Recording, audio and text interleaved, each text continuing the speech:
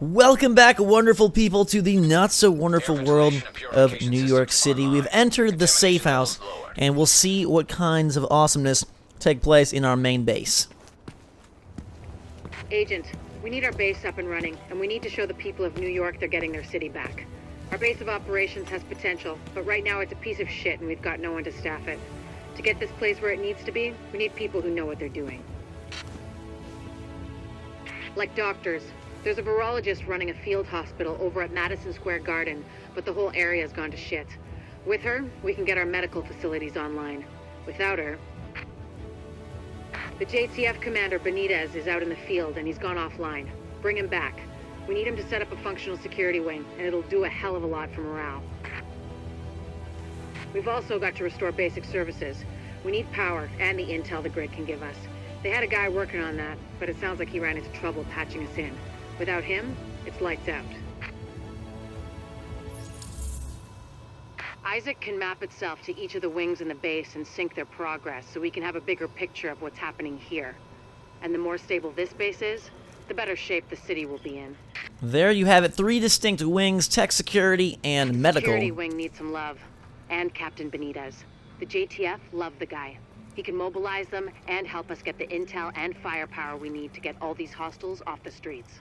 Wondrous. So Captain Benitez will help us sort of restore order to the city here in the Division. This is our stash where we could dump a lot of things, pick up new stuff, your treasure chest of sorts, a place to store all of your loot and gear. If you saw part 1, you'll know that our character is pretty darn awesome and will be working with quite the arsenal throughout this series and throughout the game. Now, if you're looking for a beta code, those will be distributed shortly. If you want to get one, I've got a bunch. You can just go back, watch part 1, leave a like there, let me know what platform, and I'll get those out to you guys so you can play along in the game here. Looking to make sure I don't have any better gear to equip right now. It doesn't seem like it, so we'll head up to the tech wing, the second of 3 branches. The tech wing has obviously seen better days, but if you can get Rhodes back here, he's apparently got a lot of tricks up his sleeve.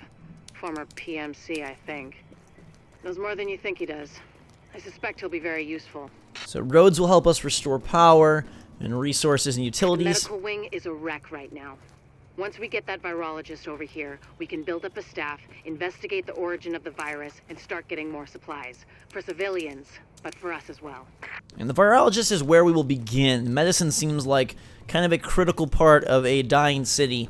So we'll head to Madison Square Garden. Also, I love basketball. I love sports. It'll be pretty fun to duke it out on the actual court, which is what happens when you go there. And we'll see that in a little bit. The wings here, you can build them out, and then once you do missions, they all fall under 3 categories, and once you complete missions within those categories, you'll unlock different perks based on the wing or the branch that you are enhancing. So working on the medical branch quests will grant you more medical type perks, working on tech and security, etc., etc. Hey, bad news. I'm not gonna be able to get out there. Not with my goddamn leg like this. I'll do what I can from here, but it's not the same. You have no idea how much I wanted to be in the field. I trained for a scenario like this my entire life, but it's worse than anything we could have imagined. You know how they won't let you get too close to anyone, so it won't mess you up when you're finally activated? Well, I did that, and it didn't fucking work. I'm attached. These are my people. This is my city. We're taking it back. Oh. Look, you need to... Yeah, okay. Okay. They're counting on us. Let's not let them down.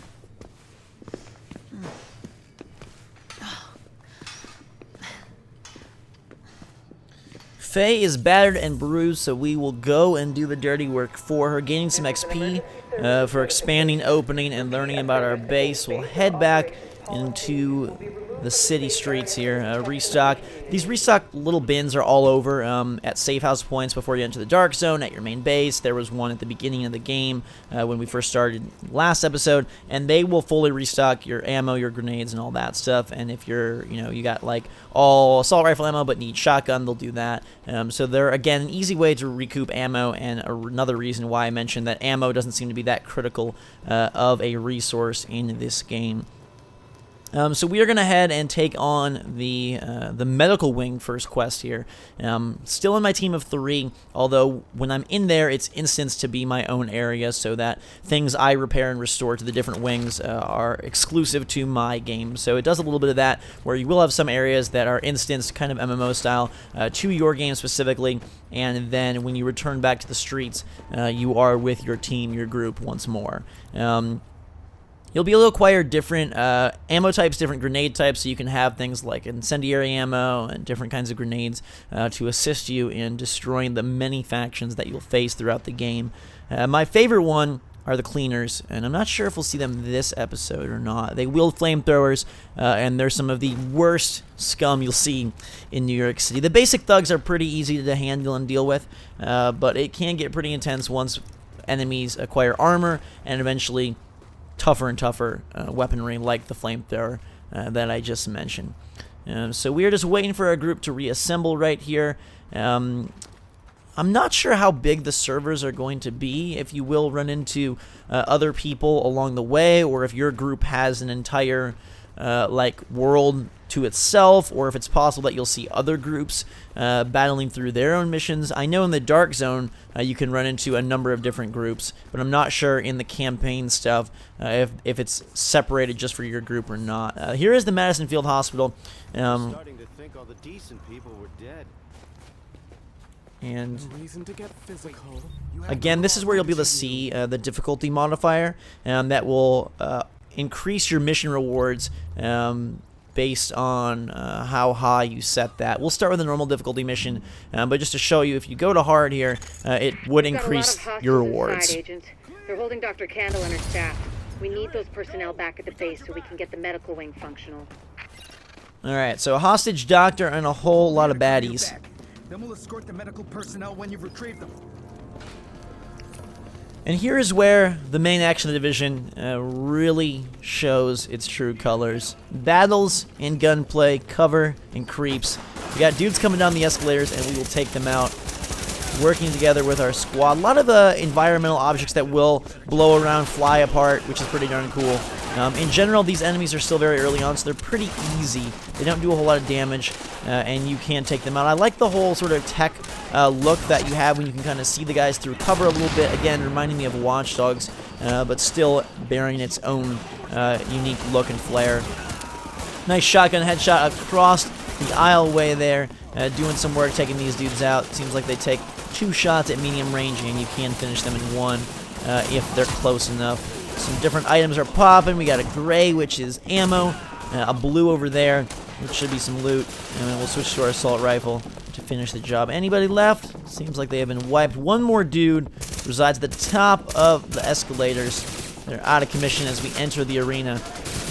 I believe that the enemies are scaled based on how many people are in your group.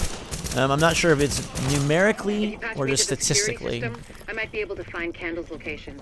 And what I mean by that is if it's the number of enemies or the strength of the enemies. Not 100% sure. Learning about my melee there. And now we will grab a little bit of loot and go check it out. So we got a new pair of gloves for our armor.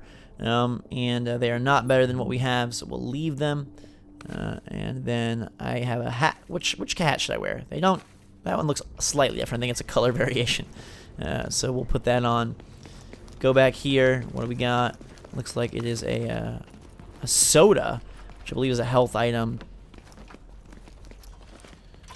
There's a lot of area in the game that doesn't have a whole lot going on, which I guess enhances the overall feel of the world. Like I mentioned last video, I do hope that some of the later stores and whatnot have shops and things to interact with in them. A nice green piece of loot here. Glorious, we'll grab that. And progress further through this very desolate former place of sports and entertainment. All of these like containment zones, I guess keeping disease in or out, really makes me wish we had a mask on. Alright, so we'll hack into the security cameras and try to pinpoint the doctor. Let's see what I can find. Can you see the CCTV feed? Looks like Candle and her staff are being forced to treat their wounded. That's the only reason they're still alive. Dr. Candle will light the way for society. Quite the ironic name given the circumstances here. You can explore around a little bit and sometimes find things in terms of medical stashes, ammo caches, things like that. It looks like we got some incendiary bullets there, so there is a benefit to walking around and peeking around all the different corners. And you can equip those for extra damage and a burn effect. Got some consumables up there, got bullets over there, and we are ready to progress. It looks like they've got people upstairs in a restaurant.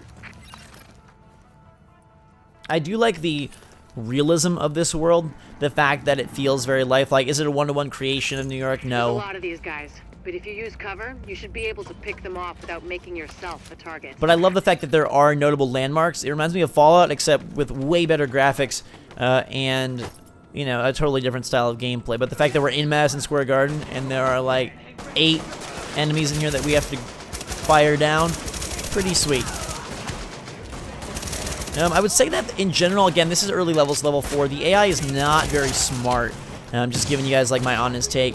But later on, I'm assuming with cleaners and whatnot, they will gain a little bit of IQ points along with their obvious statistical improvements. But here, the guys seem to rush at you. Anytime you notice like a red circle on the ground, it lets you know that a grenade or some sort of projectile is incoming, and you'll want to get the heck out of there. They don't kill you in one hit. But you still, it's not very good to get hit by grenades, obviously. I like the fact that you can navigate different pathways through the arenas to do battle, which is pretty cool. So, as you see, I'm taking the left route, giving me a little bit of a nice vantage point on some of the enemies, while my teammates handle things from the center and the right. Almost reminds me of Last of Us a little bit in the way that some of these environments take shape, especially the back half of the game in The Last of Us, which is a great thing, because I love the gunplay and I love the style of The Last of Us. So that is definitely a positive comparison for sure.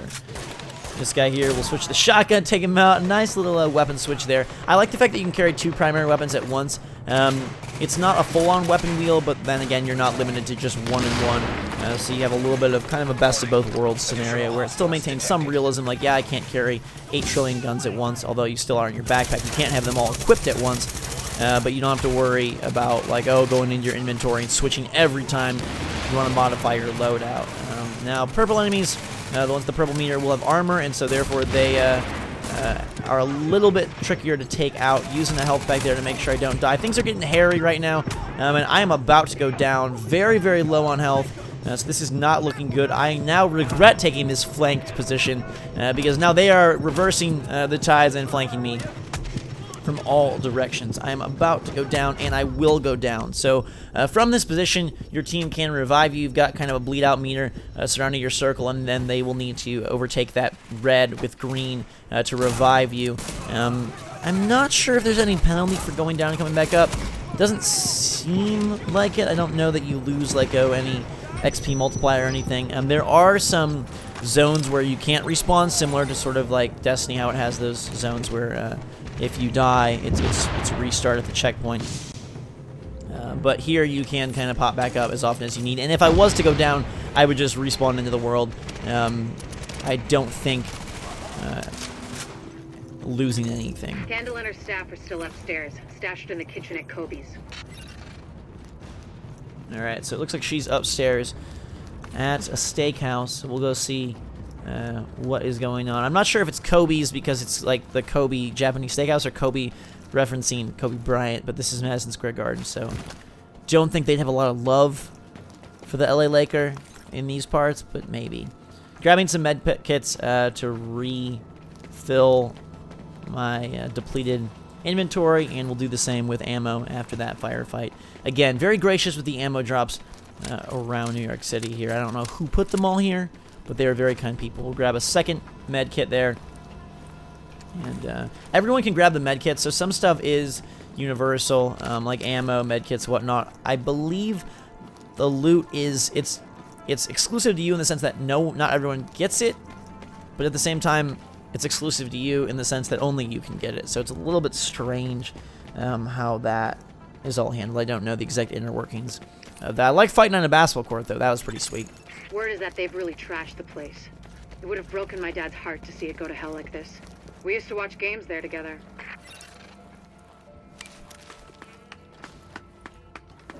Bravo, bravo. We did a job well done. folks didn't live to see any of this. But then I think about all the people doing their best to keep going. That's who we do this for, Agent. Go get them. One thing that you'll notice is that... To get to Kobe's, you'll have to pass by some contaminated areas. There used to be plenty of sick people being treated there before they got shot. So be careful. Oh, maybe it's Kobe's. I thought it was Kobe's anyhow. Sorry for that. But you'll notice that there's very little loading once you're in the game. I mean, a brief load there in the elevator to mask loading in the second floor of Madison Square Garden here. But for the most part, the world is very seamless. When we entered Madison Square Garden, this mission, there was no load screen. I'm guessing that the different safe zones are kind of hiding some of the loading. That would be my guess. But that's fine. It's nice. It fits contextually. And for the most part, you'll never see any stoppage in gameplay, which is great. Launching my projectile in there, start things off, and we will deal some damage. Didn't do as much as I wanted, but it did set off the start of this explosive battle. We'll lob a grenade in there, hopefully get some kills, peel these guys off one by one from afar at the restaurant with some name that starts with K. And we'll now... Can't drop into here, which is a little bit awkward, but I guess it's because it's the upper bowl and we would fall or something. Looks like we should be able to make that leap, but there is a gap, so it cannot be done. Anyhow, probably better that we maintain our distance. Lots of explosions going on. Happens quite a bit. The firefights get pretty... I was going to say explosive, but I guess the word I would use is more like they're very... always a lot of enemies and always a lot of... Like, it's coming from multiple directions. So there is a lot of... they're pretty big, is basically what I'm trying to say here. And you do need to make sure that you're taking cover. In this case, it's not as necessary because I have two other people drawing a lot of the aggro and fire. But for the most part, you do need to keep yourself protected, or you'll run into a scenario like I did down on the main level where you're surrounded and getting attacked from most. So it is Kobe's. What the heck? It is Kobe's. What is going on here? Into Kobe's with a happy Santa.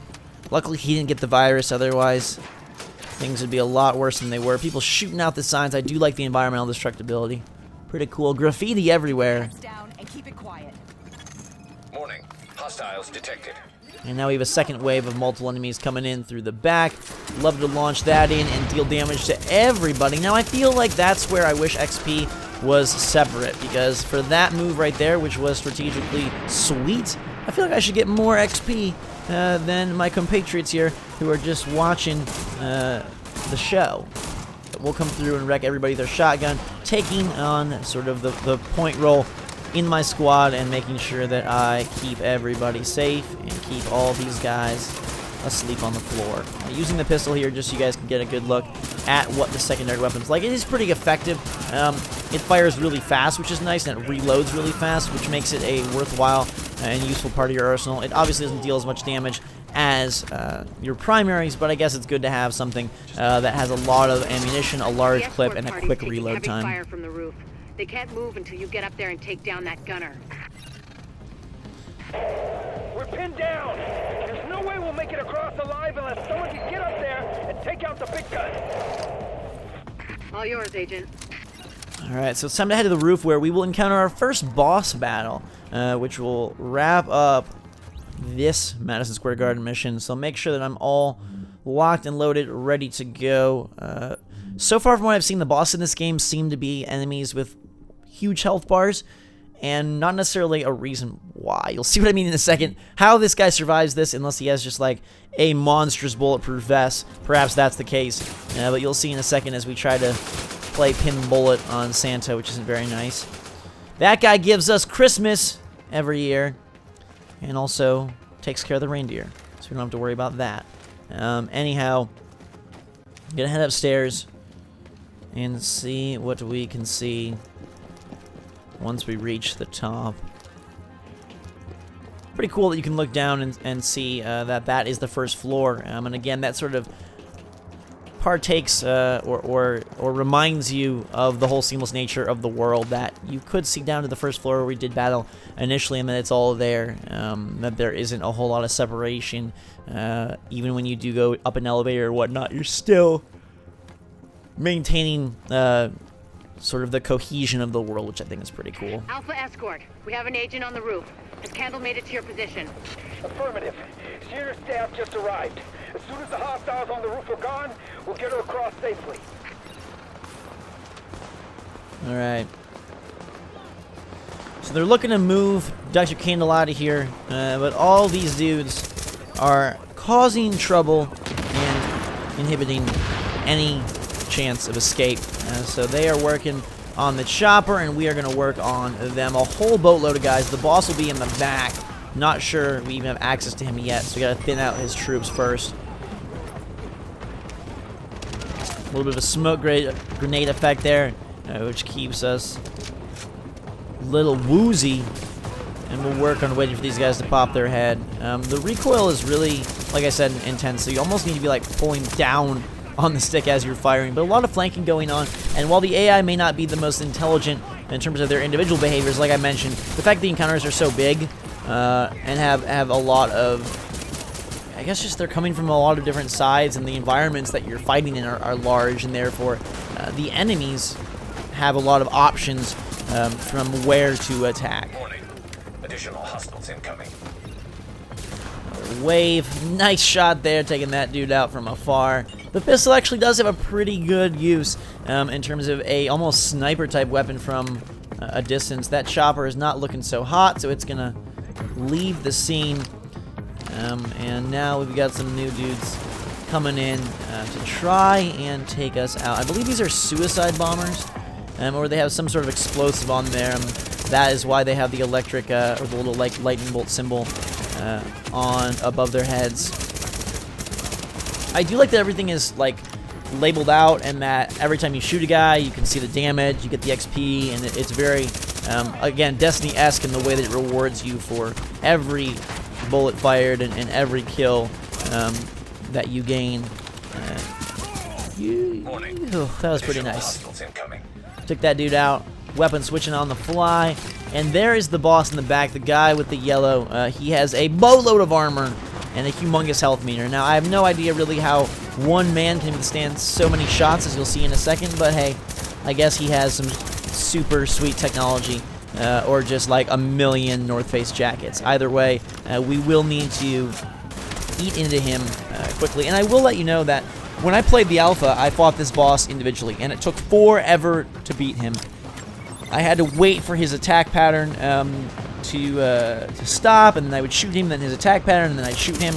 There definitely are way more guys, so I think it is a numbers-based thing in terms of how many enemies come and fight you rather than just stronger enemies, because there are way more here playing with playing with teammates than when I played by myself. So we'll work to thin the horde, and you'll see that the boss will go down a lot quicker, because while he maintains his rapid machine gun fire on one, it's almost like a chain gun on one of my teammates, the other two can just go to town on him, basically doubling or nearly tripling the time in which we take him down. Or I guess cutting it in third would be the more proper mathematical thing. So many numbers in this video today here. Alright, so we're working. Looks like one grunt left, and then we can focus our fire. Two grunts, another comes in. Get him out of the scene. I got a nice position of cover here, and then we'll step out of cover for a second, see if we can start pinning this dude down. And again, normally you'd have to wait for that rapid fire wreckage to come your way, take cover, pop back up, but here we're able to use all of our abilities, grenades, and weaponry as a unit to take him down a lot faster, which is nice, because again, individually, this single enemy took me like a number of minutes just to wear down. But there we go. We wipe him from the face of the earth, and we level ourselves up. We've got a rioter takeover at Madison Square Garden. The JTF and Sarah were using the site as a field hospital, but armed hostiles swarmed in. Now they've got the med staff as hostages. We need them, especially Jessica Candle, the virologist who is running the place. Yes, that's what we just... Find her, send her to the base, and clean up what's left. Alright, that's what we just did, and now we can pick our second skill here. which will be nice. There's talents, there's perks. Those are the perks based on the wings that I was telling you about at the beginning of the video, the medical wing, tech wing, and security wing that you'll get from completing these different missions. But now I have a second skill. I'll pick the ballistic shield and equip that right there, which now gives me a shield that I can carry around, and it stays active until it's destroyed, which is pretty nice, giving us basically movable cover, portable cover. And that will do it for this video, guys and girls. Thanks so much for watching. If you want to see more Division, just leave a like, let me know in the comments below. I'll bring it your way. Hope you enjoyed the Madison Square Garden mission. We'll collect Dr. Candle and work our way back to base to open up the medical wing next time. Until that time, everyone, thanks again. Fantastic day. Drink so much salt. We'll see you all later.